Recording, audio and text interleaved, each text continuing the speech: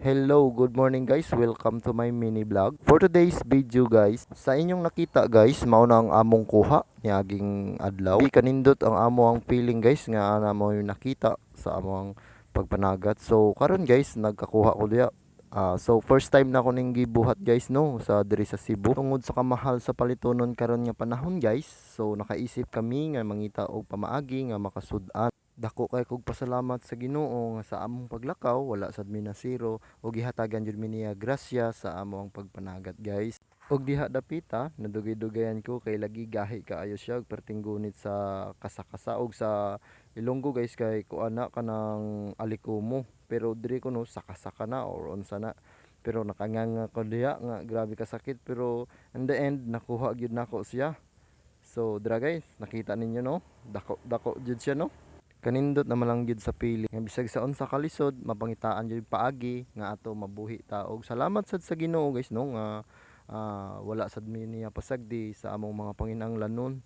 So karon guys mao ni among nakuha. So tulo pala nakabuk amo ang kuha guys no. Pero sige lang kay makita ra gyapon na ninyo nga monaghan ra na tabang kaloy sa Ginoo. So dira guys, mao ni ako ang kauban partner. Believe ko ani sa akong partner guys kay abti kay siya mataw nya dali ra kay siya makakuha. Walay kalisod sa pagpanginabuhi og atong ubanan sa kakugi. So dira guys, dako na sad. Nagsunod-sunod na amo ang kuha.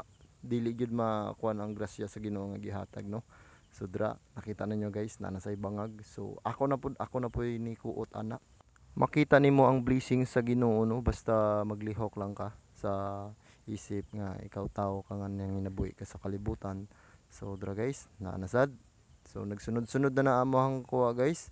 Bisag sakit na kay nang tong kamot diya nga sigig paak pero sige lang kay mao man gid ang mong tuyo nga makakuha og sudan despite sa imong kakapoy, sa imong kaduka ug sa imong kasakit sa kamot nya giun sa pagpaak kanang alikumo. Pero sa panahon niya makita nimo nga magsunod-sunod inyong kuha, malingaw ra jud ka guys. Relate jud mo kay ni kay mao man among purpose nga ni anhime. So go. Kana bitawng nisabay ang higayon sa inyo ha nga ig-adto ninyo na amoy makuha then akong kauban guys kay baka wala pa na ito. Gikan na siya night shift 7 to 7 pero gusto man gid siya nga moadtog dagat.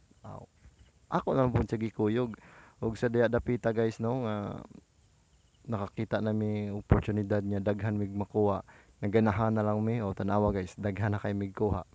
So amo nang gitunga kay lagi gisabot na mo nga magtunga lang mi.